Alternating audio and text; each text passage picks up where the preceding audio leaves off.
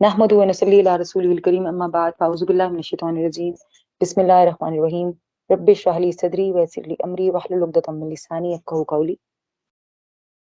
पारा नंबर 8 वलौ अन्नना तिलावत। أعوذ بالله من الشيطان الرجيم بسم الله الرحمن الرحيم ولو أننا نزلنا إليهم الملائكة وكلمهم الموتى وحشرنا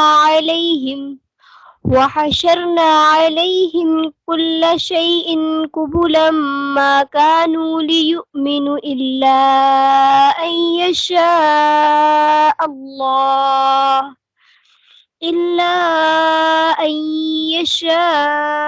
الله ولكن أكثرهم يجهلون.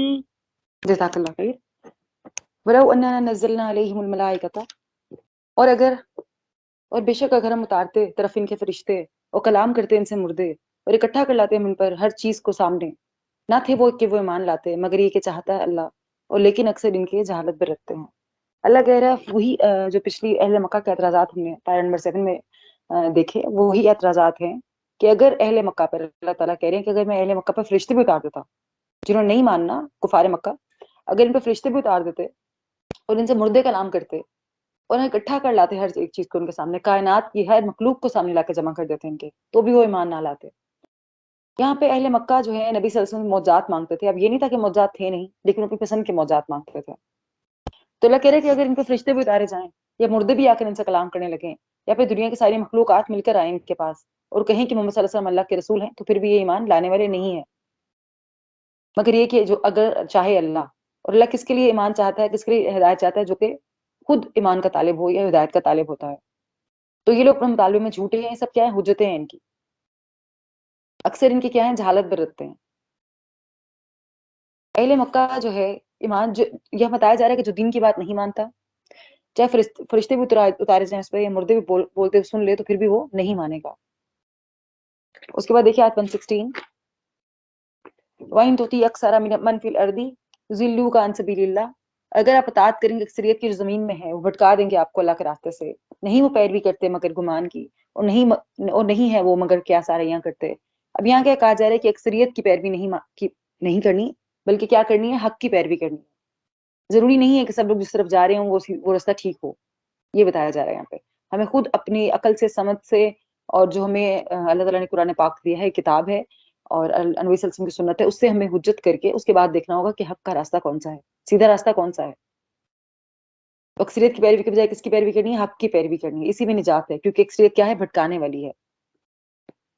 उसके बाद देखिए आयत 119, वमा लकुम अला ताकुलु मिम्मा ज़ुकिर रस्मुल्लाहि अलैहि वक़द फस्सला लकुम मा हर्रम अलैकुम इल्ला, और क्या है तुम्हें कि नहीं तुम खाते इसमें से जो जिक्र किया है नाम अल्लाह का इस पर, हालांकि तहकीक इसने खोलकर बयान कर दिया तुम्हारे लिए जो उसने हराम किया तुम पर, मगर वो जो तुम मजबूर कर दिए जाओ तरफ उसके। और बेशक अक्सर लोग अलबत्ता वो गुमराह करते हैं अपनी ख्वाहिशात के जरिए बगैर इल्म के। बेशक रब आपका वो ज्यादा जानने वाला है हद से बढ़ने वालों को। यहाँ पे अल्लाह ताला फरमा रहे हैं कि तुम्हें क्या है कि तुम वो चीज ना खाओ जिस पर अल्लाह का नाम लिया गया है। हर वो चीज जिस पर अल्लाह का नाम लिया गया है वो हलाल है, अल्लाह ताला फरमा रहे हैं, वो चीज हम खा सकते हैं, सिवाय इसके कि जो कुछ हराम था वो बता दिया है सूरह मायदा में।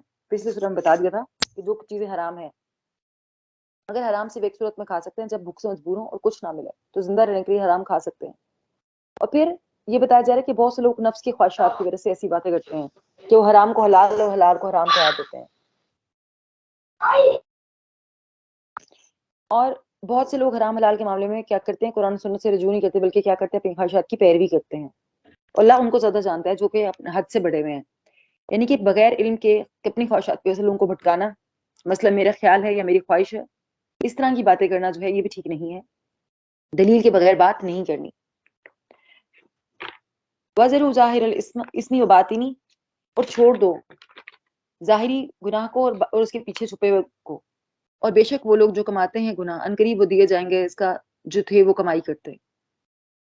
तो यहाँ पे क्या बात की जा रही है कि जाहिरी और बातिनी दोनों गुनाहों को छोड़ दो। जाहिरी गुनाह कौन से हैं, जो नजर आते हैं गुनाह, جو گناہ نظر آتے ہیں جیسے چوری کرنا، جھوٹ بولنا، دھوکہ دینا، یہ ظاہری گناہ، اور باطنی گناہ کیا ہے؟ جو دل میں وسوسے ہیں، گمان ہے، شک ہے، اس کو، وہ دل کے گناہ ہیں۔ حدیث پاک کا مفہوم ہے کہ وہ جو تیرے دل میں کھٹکے اور تجھے ڈر ہو کہ لوگوں کو پتہ نہ چلے، وہ گناہ ہے۔ یہ گناہ کیا ہے؟ تو دل میں کھٹکے اور ہمیں ڈر ہو کہ لوگوں کو اس کو پتہ نہ چلے، وہ گناہ ہے۔ تو کہا جا رہا ہے کہ سب گناہ چھوڑ دو، ان قریب جو تم کرتے ہو تمہیں اس کا جو ہے بدلہ دیا جاؤ گے۔ اچھا کام کرتے ہو تو اچھا صلہ ملے گا، برے کام کرتے ہو تو برا صلہ ملے گا۔ تو اس لیے کیا کرنا ہے؟ ہر طرح کے گناہوں سے بچنا ہے۔ گناہ جب کرتا ہے انسان تو اس کے نفس کو سکون نہیں ملتا، دل کو اطمینان نہیں ملتا۔ اور پھر ولا تاکلوا مما لم یذکر اسم اللہ علیہ وانہ لفسق، اور نہ تم کھاؤ جو نہیں ذکر کیا گیا نام اللہ کا، اور اس پر، اور بے شک البتہ وہ گناہ ہے، بے شک شیاطین البتہ وہ القاء کرتے ہیں طرف اپنے دوستوں کے تاکہ وہ جھگڑا کرے تم سے، اور اگر طاعت کی تم نے ان کی تو بے شک تم البتہ مشرک ہوگے۔ ابھی ایک بتایا جا رہا ہے غیر اللہ کے نام کا ذبیحہ نہیں کھانا، وہ کیا ہے؟ حرام ہے۔ افمن کان میتا فاحییناہ وجعلنا لہ نورا، کیا بھلا جو تھا ایک مردہ تو زندہ کیا ہم نے اسے، اور بنایا ہم نے اس کے لیے ایک نور، وہ چلتا ہے ساتھ اس کے لوگوں میں، اس کی طرح ہو سکتا ہے جو اندھیروں میں ہے نہیں ہے نکلنے والا اس سے؟ اسی طرح مزین کر دی گیا ہے کافروں کے لیے جو وہ عمل کرتے ہیں۔ ابھی آپ بتایا جا رہا ہے کہ ایمان والا اور کافر جو ہے برابر نہیں ہو سکتے۔ ایک شخص جو مردہ تھا، یعنی کہ اس کا دل جو ہے ایمان سے خالی تھا، لیکن اللہ نے اس کے دل میں کیا کیا؟ ایمان ڈال دیا، اس کے ساتھ ایک نور بنا دیا، وہ لوگوں میں اس کے ساتھ چلتا ہے۔ تو کیا وہ اس کی طرح ہو سکتا ہے جو کس میں ہے؟ کفر کے اندھیروں میں ہے، اور وہ سے کبھی نہیں نکلنے والا؟ اور اس طرح کافروں کے لیے ان کے گناہوں کو مزین کر کے دکھا دیا گیا ہے۔ اور جو شخص ایمان والا ہوتا ہے وہ جہاں بھی جاتا ہے ایمان و ہدایت اس کے ساتھ ہوتے ہیں۔ اس کے برعکس جو شخص اندھیرے میں ہوتا ہے اس کے ساتھ اندھیرا ہی ہوتا ہے، وہ لوگوں کو بھی اندھیرے کی طرف لے کے جاتا ہے۔ اس کے بعد دیکھیے آیت 125، فمن یرید اللہ ان یہدیہ یشرح صدرہ للاسلام، بس وہ جسے چاہے اللہ کہ وہ ہدایت دے، وہ کھول دیتا ہے سینہ اس کا اسلام کے لیے، اور جسے وہ چاہتا ہے کہ وہ گمراہ کرے تو وہ کر دیتا ہے سینہ اس کا تنگ گھٹا ہوا، گویا کہ وہ چڑھتا ہے آسمان میں، اس طرح ڈالتا ہے اللہ نجاست کو ان کے اوپر جو نہیں ایمان لاتے۔ ابھی کیا بات کی جا رہی ہے کہ جو اسلام کے لیے ہدایت مانگتا ہے، جس دل میں ہدایت کا شوق ہوتا ہے، تو اللہ اس کے لیے ہدایت کھول دیتا ہے، اس کا سینہ اسلام کے لیے کھول دیتا ہے، وہ احکامات کو سنتا ہے، خوشی سے عمل کرتا ہے۔ اور جس کے لیے اللہ گمراہی چاہتا ہے تو اس کا سینہ دین کی بات سن کر گھٹتا ہے، تنگ ہونے لگتا ہے، جیسے کہ بلندی پر چڑھتے ہوئے آکسیجن کم ہونے لگتی ہے، اس طرح اس کا سینہ بھی گھٹنے لگتا ہے۔ اب ہدایت یافتہ کیا ہے؟ ہدایت یافتہ سینہ اور بازو کھول کر لیتا ہے ہدایت، اور جو گمراہ ہے اس کا سینہ ہدایت کی بات سن کر تنگ ہو جاتا ہے، اس کا دل تنگ ہو جاتا ہے۔ اس طرح اللہ کیا کرتا ہے؟ لوگوں کے دلوں میں گمراہی ڈالتا ہے کہ وہ ایمان نہیں لاتے۔ نجاست کا مطلب یہاں پہ ہے کفر ہے، کہ جب وہ کفر میں ہوتے ہیں تو پھر اللہ ان کو مزید کفر میں ڈال دیتا ہے۔ وہذا صراط ربی کا مستقیمہ، اور یہ ہے راستہ آپ کے رب کا سیدھا۔ تحقیق کھول کر بیان کی ہم نے آیات ان لوگوں کے لیے جو نصیحت قبول کرتے ہیں، ان کے لیے گھر ہے سلامتی کا پاس ان کے رب کے، اور وہ ہے دوست ان کا بوجہ اس کے جو تھے وہ عمل کرتے۔ اب کیا بتایا جا رہا ہے؟ جو صراط مستقیم پر چلتے ہیں، سیدھے راستے پر چلتے ہیں، اللہ کے راستے پر چلتے ہیں، ان کے لیے کیا ہے؟ سلامتی کا گھر، یعنی کہ جنت کا گھر ہے ان کے پاس، اور ان کے رب کے پاس اور بھی بہت سارے انعامات ہیں ان کے لیے۔ کیونکہ دیکھیے دنیا میں کوئی ایسی نعمت نہیں ہے جو ہمیشہ رہنے والی ہو، لیکن یہ سب نعمتیں جو ہمیشہ رہنے والی نعمتیں ہیں وہ جنت میں ہیں، وہ اللہ تعالیٰ کے پاس ہیں۔ اور ہمیں بھی کیا کرنا ہے؟ سلامتی گھر کی طرف جو ہے چلنا ہے، اللہ کے راستے کی طرف چلنا ہے، سیدھے راستے کی طرف چلنا ہے۔ وَيَوْمَ يَحْشُرُهُمْ جَمِيعًا، اور جس دن اکٹھا کرے گا ان کو سب کے سب کو، تو فرمائے گا اے گروہ جنوں کے، تحقیق پودہ لے لیے تم نے انسانوں میں سے، اور کہیں گے دوست ان کے انسانوں میں سے، اے ہمارے رب فائدہ اٹھایا ہمارے باز نے باز کا، اور پہنچے اپنی مدت کو جو مقرر کی تھی تو نے ہمارے لیے۔ وہ فرمائے گا آگ ہے ٹھکانہ تمہارا، ہمیشہ رہنے والے ہو اس میں، مگر جو چاہے اللہ، بے شک رب آپ کا بہت حکمت والا خوب علم والا ہے۔ اب یہاں پہ کیا بتایا جا رہا ہے کہ قیامت کے روز اللہ انسانوں اور جنوں سے خطاب کریں گے، اور پھر کہیں گے کہ اے جنوں کے گروہ، تم نے بہت سارے لوگوں کو اپنے ساتھ گمراہ کیا، مطلب بہت سارے انسانوں کو جنہوں نے گمراہ کیا ہے، جن کی وجہ سے وہ جادو کرتے ہیں اور موکل رکھے ہوئے ہیں، جو بھی الٹے پلٹے سارے کالے جادو کام کرتے ہیں، وہ سب جنہیں ان کو جن کے شیطان کے پیروکار ہیں تو ان کو گمراہ کرتے ہیں۔ تو اللہ فرمائے گا کہ بہت سارے لیے انسانوں میں سے تم نے، لیکن پھر کیونکہ وہ دن سچائی کا دن ہوگا، ہر نفس نہ چاہتے بھی سچائی بولے گا، تو پھر جو ان کے ساتھی ہوں گے نا، وہ کہیں گے اللہ ہم نے بھی ان سے فائدہ اٹھایا تھا، اگر جنہوں نے ہم سے فائدہ اٹھایا تھا تو ہم نے بھی ان سے فائدہ اٹھایا تھا، ہم نے بھی لوگوں پہ جادو کیا تھا، کالا جادو کیا تھا، جو بھی الٹے جو بھی کام کیے تھے، تو جنہوں نے ہماری مدد کی تھی اس میں۔ اور پھر اللہ کیا فرمائے گا؟ ان دونوں کو فرمائے گا تمہارا ٹھکانہ کیا ہے؟ جہنم ہے، مگر ساتھ ہی کیا؟ مگر جو چاہے آپ کا رب، مطلب اللہ جو چاہے وہ کرے گا۔ یہاں پہ جب ہم ان آیات پہ غور و فکر کرتے ہیں کہ جہاں جہاں اللہ نے لکھا ہے کہ رہنے والے ہمیشہ جہنم میں، اور پھر اس کے بعد لکھا ہے کہ ہمیں جو چاہے اللہ، تو اس کا مطلب ہے کہ شاید اللہ کی رحمت سے وہاں سے نکال دیے جائیں گے، لیکن مگر جو چاہے اللہ، ہم زیادہ اس بارے میں نہیں جانتے، تو بس تھوڑا سا ہم حجت کر سکتے ہیں اس بارے میں. اگلی آیت دیکھیے، یا معشر الجن والانس الم یاتکم رسل منکم یقصون، اے گروہ جنوں کے اور انسانوں کے، کیا نہیں آئے تھے تمہارے پاس کچھ رسول تم میں سے جو بیان کرتے تم پر ہماری آیات اور ڈراتے تھے تمہیں ملاقات سے تمہارے اس دن کی. وہ کہیں گے گواہی دیتے ہیں ہم اپنے نفسوں پر، اور دھوکے میں ڈالا ہمیں دنیا کی زندگی نے، اور وہ گواہی دیں گے اپنے نفسوں پر کہ بے شک تھے وہ کافر.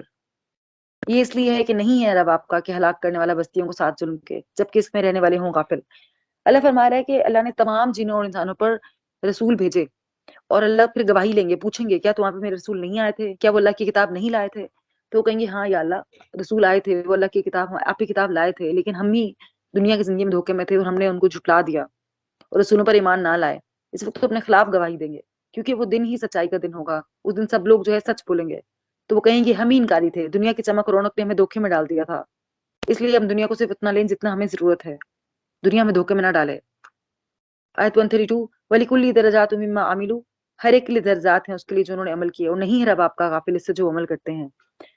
یہاں پہ بتایا جا رہا ہے کہ ہر ایک کے درجات ہیں، برے کام کے برے جتنا برا کام ہوگا اتنا برا درجہ ہے، جتنا اچھا کام ہوگا اتنا اچھا درجہ ہے، عمل کے مطابق درجات ہوں گے. اللہ ہر ایک کا عمل جانتا ہے، قیامت کے دن معلوم ہو جائے گا کون عمل میں آگے رہا. وَرَبُّكَ الْغَنِيُّ ذو رحمہ، اور رب آپ کا بہت بے نیاز ہے اور رحمت والا ہے، اور اگر وہ چاہتا کہ وہ لے جائے تم سب کو، جانشین بنا دے تمہارے بعد جس کو وہ چاہے، جیسے کہ اس نے اٹھایا نسل سے دوسری قوم کو. اللہ کہہ رہے ہیں کہ اللہ جو ہے بندوں سے بے نیاز ہے اور رحمت والا ہے. مطلب اگر تم اللہ سے منہ موڑتے ہو تو اللہ بھی تم سے بے نیاز ہے اپنے مخلوق سے، اور اس کی عبادت سے بھی بے نیاز ہے. لیکن اگر تم اللہ کو یاد کرتے ہو، اس سے رحمت طلب کرتے ہو، تو اللہ بہت رحمت والا ہے. اور پھر اگر تم اللہ کو یاد نہیں کرتے تو اللہ تمہارے بعد دوسرے لوگوں کو جانشین بنا دے گا، تمہیں ہٹا کے دوسری قوم میں لے آئے گا. تو یہ اللہ کے لیے بہت آسان ہے. یعنی کہ مہلت ختم ہونے والی ہے تمہاری، اللہ کو پرواہ نہیں ہے. اب یہ اسپیسیفکلی تو اہل مکہ سے کہا جا رہا ہے، لیکن یہ تمام لوگوں کے لیے بات کہ مہلت عمل ختم ہونے والی ہے. اللہ کو پرواہ نہیں ہے اس چیز کی کہ وہ ایک نئی قوم لے آیا ہے اس دنیا میں. اب دیکھیے ہمارے آباء و اجداد تھے کچھ، اگر ہم 50 سال پہلے چلے جائیں تو وہ اس دنیا میں اب نہیں ہے، شاید ان کا نام بھی کوئی نہیں جانتا، اور ان کے بعد ہم لوگ ہیں، پھر ہمارے بعد اور لوگ ہوں گے، پھر ہمیں بھی کوئی نہیں جانے گا. تو اس کا مطلب مہلت عمل ہماری بھی ختم ہونے والی ہے. ہمیں بھی اپنے فوراً اللہ کی راہ میں جو اچھے اچھے کام ہیں وہ کرنے ہیں، اور پھر اچھے کام کا فائدہ ہمیں ہی ملتا ہے، کیونکہ اللہ کو اس کی ضرورت نہیں ہے، ہمیں ہی فائدہ ملنا ہے اس کو دنیا میں بھی اور آخرت میں بھی. اور اگر ہم وہ کام نہیں کریں گے تو اللہ ہماری جگہ دوسرے لوگوں کو لے آئے گا. یہ بات یاد رکھیے گا. آپ کوئی بھی کام کرتے ہیں اللہ کے راستے میں تو یہ مت سوچیے کہ میں بہت بڑا کام کری ہوں. یاد رکھیے کہ اگر ہم نہیں ہوں گے تو ہماری جگہ کوئی اور ہوگا، کیونکہ اللہ نے تو اپنا کام کرانا ہے، اس کو مخلوق کی کمی نہیں ہے. لیکن ہماری خوش قسمتی ہے کہ اگر ہم پر اللہ نے اپنا کام کے لیے ہم پر دروازے کھولے ہیں تو ہماری خوش قسمتی ہے یہ. آیت 140 دیکھیے، قد خسر الذین قتلوا اولادهم سفہا بغیر علم. یہاں پہ کیا بتایا جا رہا ہے؟ تحقیق خسارے میں لے وہ لوگ جنہوں نے قتل کیا اپنی اولاد کو نادانی سے، بغیر علم کے، اور حرام قرار دیا اس رزق کو جو دیا انہیں اللہ نے، جھوٹ گھڑتے ہوئے اللہ پر. تحقیق وہ بھٹک گئے اور نہ تھے وہ ہدایت پانے والے. ہم یہاں پہ اشارہ کس کی طرف ہے؟ یہاں پہ اشارہ ہے ربیہ اور مضر کے دو قبائل تھے جو کہ اپنی اولاد کو قتل کر دیتے تھے. جیسے کہ جبکہ قریش قبیلے میں یہ رواج نہیں تھا کہ جو قبائل تھے بیٹیوں کو دفن کرتے تھے زندہ، وہ قریش میں سے نہیں تھے. دو اور قبیلے تھے ربیہ اور مضر، وہ قبیلے. تو یہ ان کی جہالت تھی. جہالت بے وقوفی کے ساتھ وہ کیا کرتے تھے؟ بغیر علم کے اپنی اولاد کو قتل کر دیتے تھے، مار دیتے تھے. اس کا انجام خسارہ ہے. اور پھر وہ کیا کرتے تھے؟ حلال چیزوں کو اللہ پر جھوٹ باندھتے ہوئے حرام قرار دیتے تھے. ایسا کرنے والے کیا ہوئے؟ بھٹک گئے. اولاد کے قاتل کے لیے کیا ہے؟ دونوں جہانوں کی بربادی. اب اگلی آیت دیکھیے 141 وَهُوَ الَّذِي أَنشَأَ جَنَّاتٍ مَعْرُوشَاتٍ وَغَيْرَ مَعْرُوشَاتٍ، اور وہی ہے جس نے پیدا کیے باغات چھتریوں پر چڑھائے ہوئے اور غیر چھتریوں پر چڑھائے ہوئے، اور کھجور کے درخت اور کھیتی، مختلف ہیں پھل اس کے، اور زیتون و انار، آپس میں ملتے جلتے نہ ملتے جلتے. کھاؤ اس کے پھل میں سے جب وہ پھل لائے، اور دو حق اس کا دن اس کی کٹائی کے، اور نہ تم اسراف کرو، بے شک وہ نہیں پسند کرتا اسراف کرنے والوں کو. یہاں پہ اللہ کی نعمتیں یاد دلائی جا رہی ہیں کہ اللہ تعالیٰ وہ ہے جس نے باغات پیدا کیے چھتریوں والے. مطلب کچھ باغات ایسے ہیں جو آپس میں جڑے ہوتے ہیں اور چھتری کی طرح درخت ملے ہوتے ہیں، اور کچھ باغات ایسے ہیں جن میں درخت الگ الگ بھی ہیں. اس طرح کھجور کے درخت ہیں، مختلف ہیں، اس کے پھل مختلف ہیں، مختلف ٹائپ کی کھجوریں ہیں، زیتون اور انار ہیں، ان کے پھل بھی آپس میں ملتے ہیں، کبھی کبھی الگ بھی ہیں. اور پھر ان پھلوں میں سے کھاؤ اور حق دو. اس کا حق کیا ہے؟ کہ جو فصل پہ جو دیا جاتا ہے، فصل پہ جو عشر دیا جاتا ہے، جب فصل کاٹی جاتی ہے تو اس پہ عشر 10% حصہ دیا جاتا ہے اللہ کے راستے میں، یہ اس کی زکوٰۃ ہوتی ہے. تو اس کا کہا جا رہا ہے کہ وہ اس کو اللہ کے راستے میں اس کا حق دو کٹائی کے وقت، اور اسراف نہ کرو. یعنی کہ اللہ اسراف کرنے والوں کو پسند نہیں کرتا.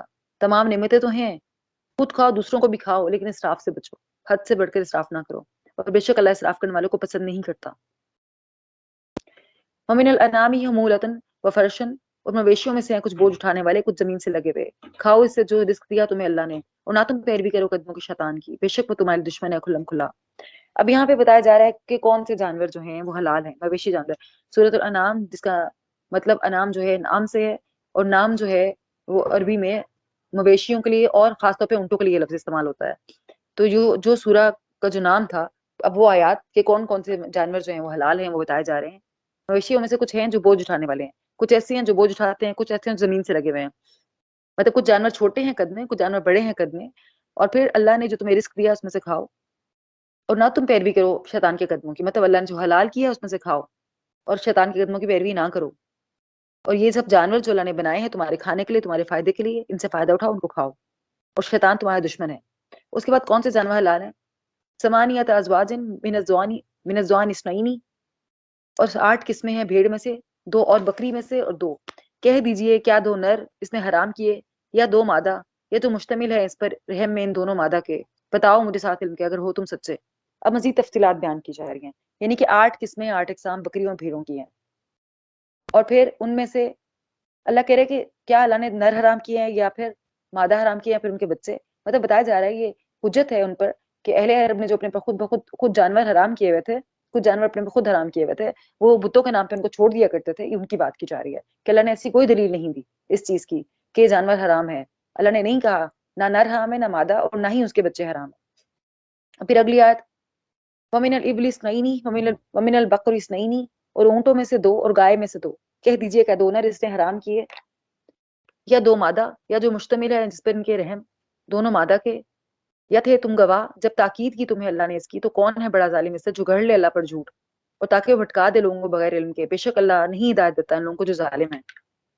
اب یہاں بتایا جا رہا ہے کہ اونٹ اور گائے بھی حلال ہیں، اونٹوں میں سے بھی اونٹوں کے نر بھی حلال ہیں، اونٹوں کے مادہ بھی حلال ہیں، اونٹوں کے بچے بھی حلال ہیں، اس طرح گائے کے بچے بھی، گائے کا نر اور مادہ یہ بھی سب حلال ہے، اور اللہ نے اس کی کوئی دلیل نہیں دی۔ اور اگر تم اللہ پر جھوٹ باندھتے ہو تو پھر سب سے بڑا ظلم ہے یہ، اللہ ظالموں کو ہدایت نہیں دیتا۔ اب یہاں پہ کیا بات پتہ چل رہی ہے ہمیں کہ بغیر علم کے لوگوں کو فتوی دینا بہت بڑا جرم اور گناہ ہے، گناہ عظیم ہے۔ اللہ تعالیٰ فرما رہے ہیں کہ اللہ پہ جھوٹ باندھنا ہے، ہمیں کسی بات کا علم نہیں ہے، آپ سے کوئی بات کچھ پوچھتا ہے آپ کو نہیں پتا تو یہ مت کہیے، غلط مت بتائیے، آپ اسے ٹائم لے لیجیے، کلیئرلی بتا دیجیے کہ مجھے نہیں پتا اس بارے میں آپ کو فردر جو ہے کنفرم کر کے بتاؤں، یا نہیں پتا تو سمپلی بتا دیجیے کہ میں آپ کو کنفرم کر کے بتاؤں۔ امام مالک کے پاس ایک شخص آیا اور وہ کافی لمبا سفر کر کے آیا تھا امام مالک کے پاس، اور اس نے 19 سوال کیے آپ سے، اس میں سے 3 کے جواب امام مالک نے دیے، باقی سب کے جواب نہیں دیے۔ تو اس نے کہا کہ مجھے لوگوں نے بڑا بتایا تھا کہ بہت علم ہے، تو امام مالک نے فرمایا کہ سارا علم نہیں ہے مجھ پہ، جو میں نہیں جانتا وہ میں نہیں جانتا۔ تو مطلب یہ انہوں نے اس میں آر محسوس نہیں کی کہ نہیں پتا تو غلط بتا دیا، نہیں بتانا جب تک نہیں کنفرم، دین کی کوئی بات آپ نے بغیر دلیل کے نہیں کری۔ اب اگلی آیت دیکھیے، آیت نمبر 145، کُلَّ اجد ما فی اوحی الی محرما علی طاعم، کہہ دیجئے نہیں میں پاتا اس کو جو وحی کی کہ میری طرف حرام کی ہوئی کوئی چیز کسی کھانے پر جسے وہ کھائے، مگر یہ کہ وہ ہو مردار یا خون بہایا ہوا یا گوشت خنزیر کا، تو بے شک وہ ناپاک ہے، یا وہ نافرمانی یا ہو نافرمانی کے پکارا گیا واسطے غیر اللہ کے، جس سے کوئی، مگر جو مجبور کر دیا گیا اور نہ سرکشی کرنے والا اور نہ حد سے بڑھنے والا ہو، تو بے شک رب آپ کا بہت بخشنے والا نہایت رحم کرنے والا ہے۔ دوبارہ وہ چیزیں بتائی جا رہی ہیں جو ہم پہلے پڑھ چکے ہیں، مردار حرام ہے، بہتا ہوا خون حرام ہے، خنزیر کا گوشت حرام ہے، اور وہ چیز جو نافرمانی کا ذریعہ ہو، جو گناہ کا ذریعہ ہو کوئی بھی چیز، اور وہ جو غیر اللہ کے نام پہ پکارا گیا ہو، وہ جانور جس پہ کسی بت کا، جن کا، فرشتے کا، بزرگ یا کسی پیغمبر کا نام لیا گیا ہو اللہ کے سوائے کسی کا بھی نام، چاہے وہ کسی بت کا نام ہو، چاہے وہ جن کا نام ہو، چاہے کسی فرشتے کا نام ہو، یا کسی بہت بڑے بزرگ کا نام ہو، یا پیغمبر کا، یا کسی صحابہ کا، وہ تمام کے تمام کھانا وہ حرام ہے، سوائے اس کے کہ جو مجبور کیا گیا ہو، مجبوری میں ہو، سرکشی کرنے والا نہ ہو، جان بچانے کے لیے کھانا ضروری ہو اور کچھ اویلیبل نہ ہو تو پھر وہ کھا سکتا ہے۔ اور پھر اگلی آیت میں دیکھیے یہودیوں پر حرام اشیاء کے بارے میں بتایا جا رہا ہے، وَالَّذِينَ حَادُوا حَرَمْنَا كُلَّ ذِي ظُفْرٍ، اور ان لوگوں پر جو یہودی بن گئے حرام کر دیا ہم نے ناخن والا جانور، اور گائے میں سے بکری میں سے حرام کی ہم نے ان پر چربیاں ان دونوں کی، مگر جو اٹھائے ان دونوں کی پشتوں نے یا آنتوں نے، یا جو مل جائے ساتھ ہڈی کے، یہ بدلہ دیا ہم نے انہیں بوجہ کی سرکشی کے، ہم البتہ سچے ہیں۔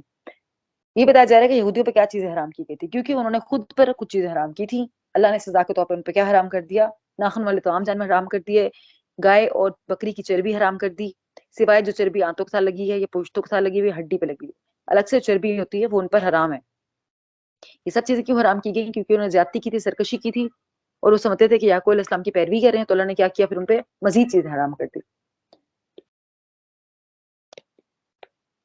پھر آیت 150 دیکھیے، قل هلوا شهداءکم الذین یشهدون ان اللہ حرم ھذا، کہہ دیجیے حاضر کرو اپنے گواہوں کو، ان کو جو گواہی دیتے ہیں کہ بے شک اللہ نے حرام کیا ہے اسے۔ پھر اگر وہ گواہی دیں تو نہ آپ گواہی دیں ساتھ ان کے، اور نہ آپ پیروی کریں خواہشات کی جنہوں نے جھٹلایا ہماری آیات کو، اور نہ ان کی نہیں، اور نہ ہی ان کی جو ایمان نہیں لاتے آخرت پر اور اپنے رب کے ساتھ شریک قرار دیتے ہیں۔ اب اللہ تعالیٰ فرما رہے ہیں پھر دوبارہ سے اہل مکہ سے خطاب ہے کہ تم گواہ لے آؤ جو تم نے جانور حرام کیے ہیں خود پر، جو جانور تم بتوں کے نام پر چھوڑ دیتے ہو خود پر تم نے خود حرام کر دیے ہیں، تم اس کی گواہی لے کر آؤ اگر تم سچے ہو تو۔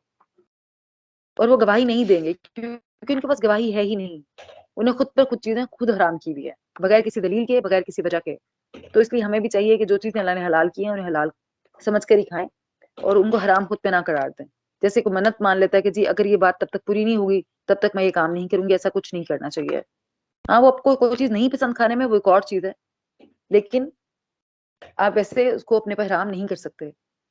دیکھیے آیت نمبر 161، قل اننی ہدانی ربی الی صراط مستقیم دینا قیما ملت ابراہیم حنیفا وما کان من المشرکین، کہہ دیجئے کہ بے شک ہدایت دی مجھے میرے رب نے طرف راستے سیدھے کے، دین درست کی جو ملت ہے ابراہیم کی، جو یکسو تھا اور نہ تھا مشرکین میں سے۔ اسے پچھلی آیت بھی دیکھ لیتے ہیں 160 دیکھیے، من جاء بالحسنۃ فلہ عشر امثالها، اور جو کوئی لائے نیکی کو تو اس کے لیے 10 ہیں مثل اس کے، اور جو کوئی لائے برائی کو تو نہ بدلہ دیا جائے گا مگر مانند اسی کے، اور نہ ہی وہ ظلم کیے جائیں گے۔ اب یہاں پہ کتنی اچھی بات بتائی جا رہی ہے کہ اگر نیکی کرو گے تو پھر اس کا اجر کتنا ہے؟ 10 گنا، اور لیکن اگر گناہ کرو گے تو پھر اس کا اجر اتنا ہی ہے جتنا کہ گناہ مطلب ایک گناہ کا اتنا ہی بدلہ دیا جائے گا۔ اللہ ظلم نہیں کرتا۔ اور پھر نبی صلی اللہ علیہ وسلم سے کہا جا رہا ہے کہ آپ کہیے کہ مجھے ہدایت دی اللہ نے سیدھے راستے کے، جو کہ راستہ تھا ابراہیم علیہ السلام کا، کیونکہ وہ کیا تھے؟ وہ تو دین توحید پر تھے اور مشرکین میں سے نہیں تھے۔ اور پھر قل ان صلاتی ونسکی ومحیایا ومماتی للہ رب العالمین، کہہ دیجئے کہ بے شک میری نماز، میری قربانی، میرا جینا، میرا مرنا اللہ ہی کے لیے ہے جو رب ہے تمام جہانوں کا، لا شریک لہ وبذالک امرت وانا اول المسلمین، اور نہیں کوئی شریک اس کا، اور اسی کا حکم دیا گیا ہمیں کہ سب سے پہلے ہم مسلمانوں میں سے۔ اب یہاں پہ کہا جا رہا ہے کہ کیا کہیے کہ میری عبادات، میرے معاملات، میرا جینا، میرا مرنا، میرا سب کچھ، میری نماز اللہ ہی کے لیے ہے جو کہ تمام جہانوں کا رب ہے، اور اللہ وہ ہے کہ جس کے ساتھ کوئی اور شریک نہیں ہے، اور اسی کا حکم دیا گیا ہوں کہ میں سب سے پہلا مسلمان بنوں۔ اور ہمیں بھی یہی ہے کہ ہم بھی کہیں، یہ والی دعا بہت خوبصورت ہے، اس کو یاد کر لیجئے اس آیت 162 کو، انا صلاتی ونسکی ومحیایا ومماتی للہ رب العالمین، کہ بے شک میری نماز اور میری قربانی، میرا جینا اور میرا مرنا اللہ ہی کے لیے ہے جو رب ہے تمام جہانوں کا۔ قل اغیر اللہ ابغی ربا وهو رب کل شیء، کہہ دیجئے کہ سوائے اللہ کے میں تلاش کروں کوئی رب، حالانکہ وہ رب ہے ہر چیز کا، اور نہیں کماتا کوئی نفس مگر اس کا وبال ہے اس پر، اور نہیں بوجھ اٹھائے گی کوئی بوجھ اٹھانے والی بوجھ دوسرے کا، پھر طرف اپنے رب کے لوٹنا ہی تمہارا، وہ بتا دے گا تمہیں جو تم تھے جس میں اختلاف کرتے۔ وهو الذی جعلکم خلائف الارض ورفع بعضهم فوق بعض درجات، اور وہی ہے جس نے بنایا تمہیں جانشین زمین کا اور بلند کیا تمہارے بعض کو اوپر بعض کے درجات میں، تاکہ وہ آزمائش میں سے جو اس نے دیا ہے تمہیں، بے شک رب آپ کا جلد دینے والا ہے سزا، اور بے شک البتہ وہ بہت بخشنے والا، نہایت رحم کرنے والا ہے۔ اب یہاں پہ کیا کہا جا رہا ہے کہ آپ کہیے، اہل مکہ سے کہیے کہ کیا میں اللہ کے سوائے کوئی رب تلاش کروں، حالانکہ رب تو وہی ہے جو ہر چیز پہ قادر ہے، اور کوئی نفس نہیں کماتا، جو بھی نفس کماتا ہے اس کا اس وبال اسی پر ہی ہے، کسی کوئی اور اس کا بوجھ نہیں اٹھانے والا قیامت کے دن۔ اور پھر آخر میں تو اللہ کی طرف لوٹنا ہی ہے، جس میں تم اختلاف کرتے ہو، تفرقے میں پڑے ہوئے ہو، تم اللہ کے رسول پر ایمان نہیں لاتے۔ پہلے اہل مکہ کے لیے کہ اگر تم اختلاف کرتے ہو اس بات سے کہ نبی صلی اللہ علیہ وسلم اللہ کے رسول نہیں ہے اور یہ قرآن جو ہے وہ اللہ کی کتاب نہیں ہے، تو پھر جو تم اختلاف کرتے ہو تم کھول دیے جاؤ گے۔ اور پھر ہمارے لیے جو تم تفرقہ بازی کرتے ہو آپس میں کہ فلاں فرقہ ٹھیک ہے فلاں فرقہ غلط ہے، تو اختلافات تمہارے آپس میں ہیں، وہ بھی اختلافات سارے کے سارے کھول دیے جائیں گے قیامت کے دن۔ اور وہی ہے جس نے بنایا جانشین، تمہیں زمین میں جانشین بنایا، اور پھر کیا کیا؟ کچھ لوگوں کو درجات میں بلند کیا۔ کیا مطلب؟ کہ کچھ لوگوں کو زیادہ دیا مال میں سے، اولاد میں سے، دنیا میں سے، اور کچھ کو کم دیا تاکہ وہ آزمائے۔ اور دونوں طرح آزمائش ہے، جس کو مال دیا ہے اس کے لیے بھی آزمائش ہے، جس کو اولاد دی ہے اس کے لیے بھی آزمائش ہے، جس کو نہیں دی اس کے لیے بھی آزمائش ہے، دونوں کے لیے آزمائش ہے۔ اللہ دیکھنا چاہتا ہے کہ جس کو مال دیا یا جس کو رزق دیا کیا وہ اللہ کا شکر ادا کرتا ہے، جس کو نہیں دیا کیا وہ صبر کرتا ہے، کیا وہ اللہ پہ توکل کرتا ہے۔ اور اللہ تعالیٰ بہت جلد دینے والا ہے سزا، یعنی کہ جو تم گناہ کرو گے تو اللہ اس کی سزا جلد دینے والا ہے۔ لیکن وہ بہت بخشنے والا اور رحم کرنے والا بھی ہے. مطلب جو غلط کام کرے گا اس کے لیے سزا ہے، لیکن جو اچھا کام کرے گا اس کے لیے کیا ہے؟ رحمت اور بخشش ہے. یہاں پہ الحمدللہ سورۃ النام کمپلیٹ ہوتی ہے ہماری. اگلی سورہ آراف ہے. آراف جو ہے آئین رافا سے ہے. عرفہ سے، عرفہ کہتے ہیں بلند جگہ کو، اور ملک کی کلگی کو بھی عرف کہا جاتا ہے. یہ سورہ مکی سورہ ہے. اس کی 206 آیات ہیں، 24 رکوع ہیں، اور اس کے بعض مضامین سورۃ البقرہ کے ہیں. پہلی آیت الف لام میم صاد حروف مقطعات، اور دوسری آیت دیکھیے کتاب انزل علیک فلا یکن فی صدرک، اور یہ کتاب نازل کی گئی طرف اس کے، پس نہ ہو آپ کے سینے میں کوئی تنگی اس سے، تاکہ آپ ڈرائیں ساتھ اس کے، اور نصیحت اور ایمان اور اس میں نصیحت ایمان لانے والوں کے لیے. اب نبی صلی اللہ علیہ وسلم سے کہا کیا جا رہا ہے کہ یہ کتاب جو ہے یعنی کہ قرآن پاک جو ہے یہ آپ کی طرف نازل کی گئی ہے، اور آپ اس کو بتانے میں ذرا بھی تنگی محسوس نہ کریں، کہ آپ اس سے لوگوں کو ڈرائیں اور پھر نصیحت دیں کس کو؟ مومنین کو نصیحت دیں. نبی صلی اللہ علیہ وسلم کو قرآن کا جو حصہ نازل ہوتا تھا اسے آپ لوگوں تک ایز اٹ از پہنچاتے تھے. اس میں مسلمانوں کافر دونوں شامل تھے. تو ان سے کیا کہا جا رہا ہے کہ چاہے کافر مذاق کیوں نہ اڑائیں، چاہے وہ مطالبے کریں، اعتراضات کریں، چاہے یہ بات آپ کو گراں گزرے، پھر بھی اللہ تعالیٰ آپ کو تسلی دے رہے ہیں کہ یہ کتاب جو ہے آپ پر نازل کی گئی ہے، آپ نے بغیر کسی تنگی کے اس کو آگے لوگوں تک پہنچانا ہے. اور پھر اگلی آیت میں سب سے خطاب ہے اتبعوا ما انزل الیکم من ربکم ولا تتبعوا من دونه اولیاء، اور پیروی کرو اس کی جو نازل کیا گیا طرف تمہارے رب کے، اور نہ تم پیروی کرو اس کی، نہ تم پیروی کرو اس کے سوا دوسرے سرپرستوں کی، کتنا ہی کم تم نصیحت پکڑتے ہو. اب اللہ تعالیٰ فرما رہے ہیں کہ انسانوں سے کہ جو نازل کیا اللہ نے یعنی کہ قرآن پاک، اس کی پیروی کرو، اور باقی لوگوں کی پیروی نہ کرو. اپنے آباء و اجداد کی پیروی نہ کرو، یا کسی ایسے بزرگ کی پیروی نہ کرو جو تمہیں قرآن کے علاوہ کوئی بات بتاتا ہو. کس کی پیروی کرو؟ قرآن کی پیروی کرو. پھر اگر کوئی بات تمہیں وہ بتائے جو اللہ نے بات کی ہے تو پھر اس کی بات مان لو، لیکن جو بات قرآن اور سنت سے اگینسٹ ہو، اس کے خلاف جاری ہو، تو وہ بات نہ مانو. ٹھیک ہے. آیت نمبر 8 دیکھیے والوزن یومئذ الحق فمن ثقلت موازینہ فاولئک هم المفلحون، اور وزن اس دن حق ہوگا تو جو کوئی بھاری ہوئے میزان تو یہی لوگ ہیں وہ فلاح پانے والے. اب کیا بتایا جا رہا ہے کہ اعمال ناپے جائیں گے. اگلی آیت میں دیکھتے ہیں پھر اس کو ایکسپلینیشن.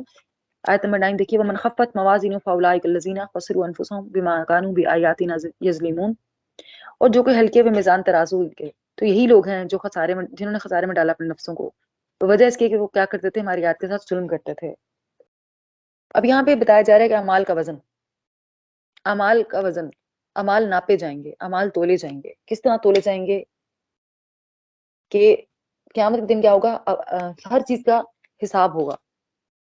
جیسے حدیث پاک کا مفہوم ہے تم میں سے ہر شخص ذمہ دار ہے اور ہر ایک سے اس کی ریت کے بارے میں سوال ہوگا اور سب کا حساب ہوگا. ممکن ہے کہ اس دن اعمال کو مادی شکل میں لے لیا جائے یا ان کو کوئی ایگزسٹنس دے دی جائے جس کے بعد ان کو ناپا جائے اور پھر تول لیا جائے، یا پھر یہ بھی ہو سکتا ہے جو رجسٹر ہے اس میں اعمال لکھے ہیں اس کو تول لیا جائے.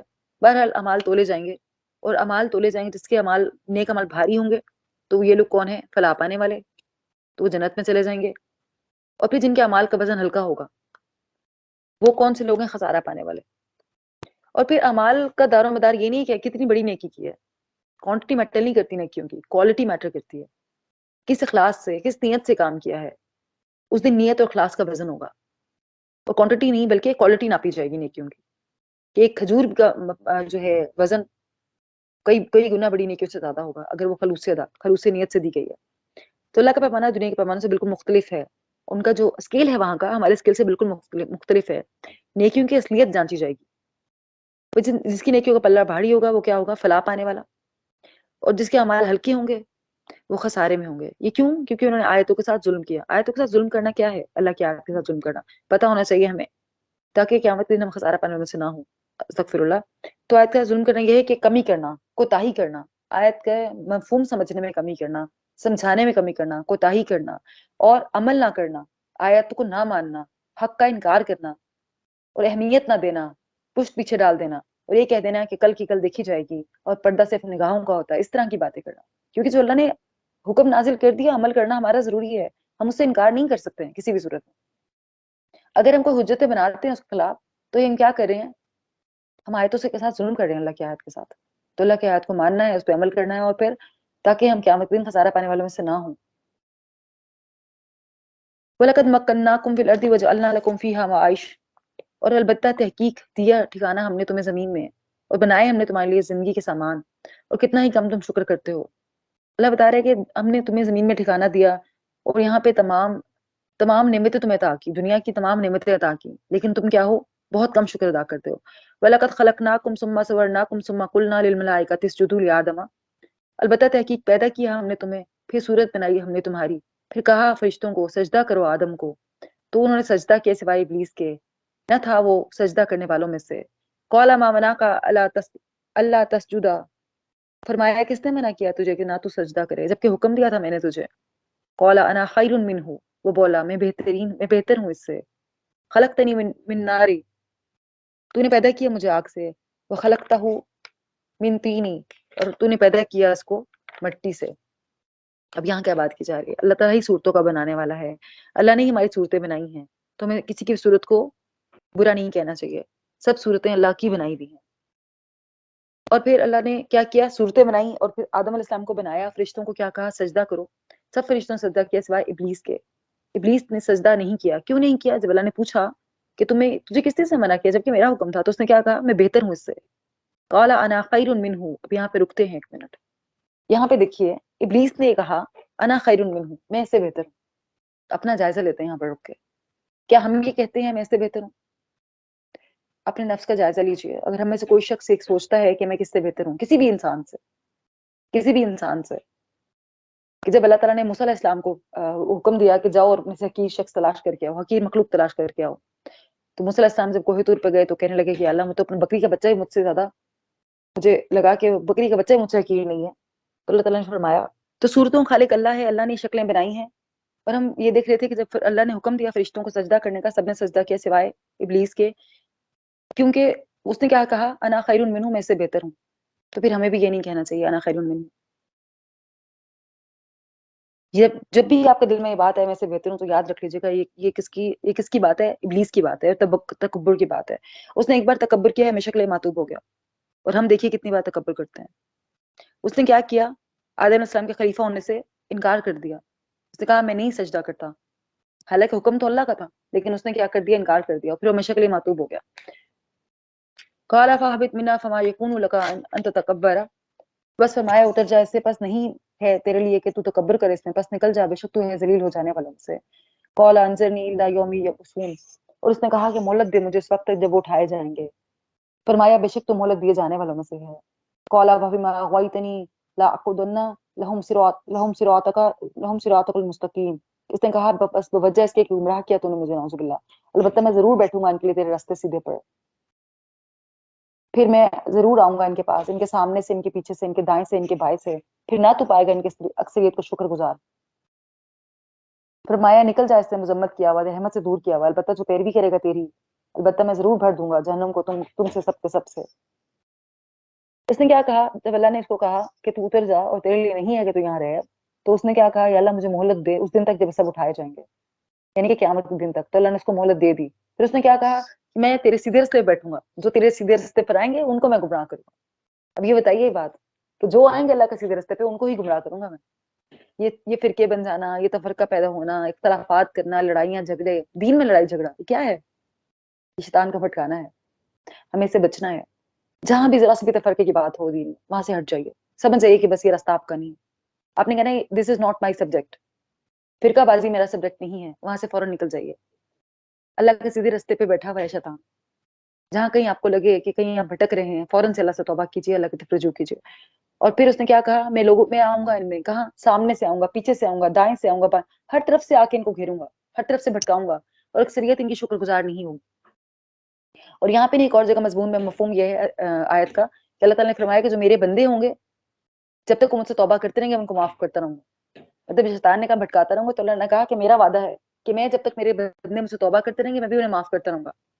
اور پھر کیا کہا آیت 19 میں دیکھیے، وَيَا آدَمُ اسْكُنْ أَنْتَ وَزَوْجُكَ الْجَنَّةَ. اور اے آدم رہو تم اور تمہاری بیوی جنت میں، بس دونوں کھاؤ جہاں سے تم دونوں چاہو، اور نہ تم قریب جانا اس درخت کے، البتہ تم دونوں ہو جاؤ گے ظالموں میں سے.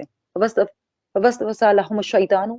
بس وسوسہ ڈالا ان دونوں کے لیے شیطان نے، تاکہ وہ ظاہر کر دے ان دونوں کے لیے جو چھپائی گئی تھی ان دونوں سے، شرمگاہیں ان دونوں کی. اور کہا کہ نہیں روکا تم دونوں کو تمہارے رب نے اس درخت سے، مگر یہ کہ تم دونوں ہو جاؤ دو فرشتے، یا تم دونوں ہو جاؤ ہمیشہ رہنے والوں میں سے. وَقَاسَمُهَا إِنِّي لَكُمَا لَمِنَ النَّاصِحِينَ. اور اس نے قسم کھائی کہ بے شک میں تم دونوں کے لیے البتہ خیر خواہوں میں سے ہوں. پھر اس نے کھینچ لیا ان دونوں کو ہاتھ دھوکے کے.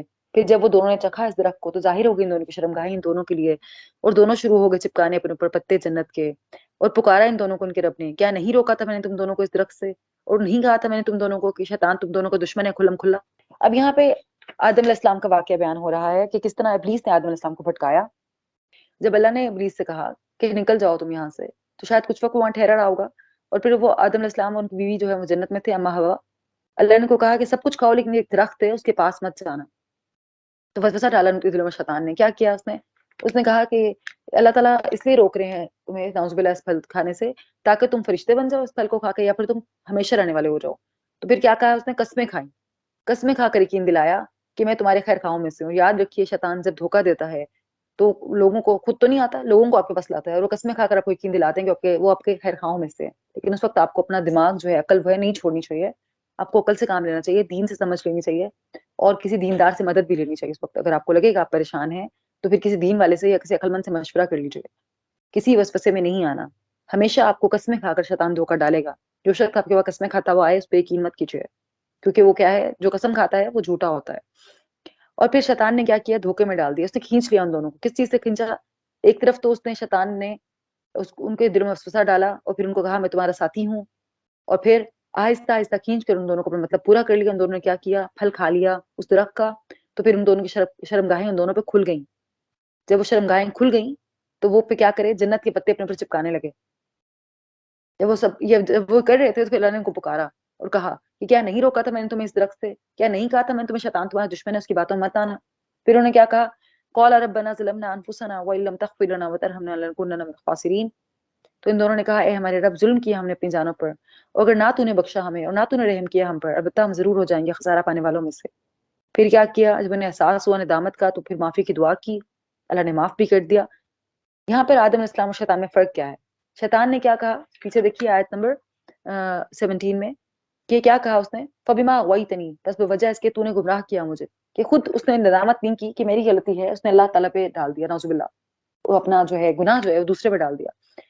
جبکہ آدم علیہ السلام اور اما حوا کو فوراً احساس ہو گیا کہ ان سے غلطی ہوئی ہے، تو انہیں نادم ہوئے اس پر، انہوں نے توبہ کی اور پھر اس کے بعد اللہ سے معافی مانگی۔ تو پھر اللہ نے کیا کہا، قال اهبطوا بعضكم لبعض عدو، اتر جاؤ، فرمایا اتر جاؤ، بعض تمہارے بعض کے دشمن ہے اور تمہاری زمین میں جائے قرار ہے اور کچھ فائدہ اٹھانا ہے ایک مدت تک، فرمایا اسی میں تم جیو گے، اس میں تم مرو گے، اس سے تم نکالے جاؤ گے۔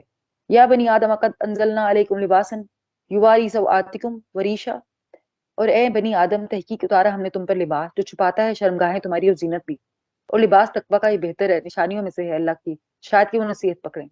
اب کیا بتایا جا رہا ہے کہ اللہ تعالیٰ نے معاف تو کر دیا لیکن پھر زمین میں بھیج دیا امتحان کے لیے، دونوں کو زمین میں بھیج دیا امتحان کے لیے، اور پھر کہا کہ تمہارے بعض دشمن، یعنی کہ تمہارے بعض جو ہے انسان بعضوں کے دشمن ہوں گے، اور تمہیں زمین میں ایک وقت تک رہنا ہے، اس میں تم جیو گے، اس میں مرو گے، پھر اسے تم قیامت کے دن نکالے جاؤ گے۔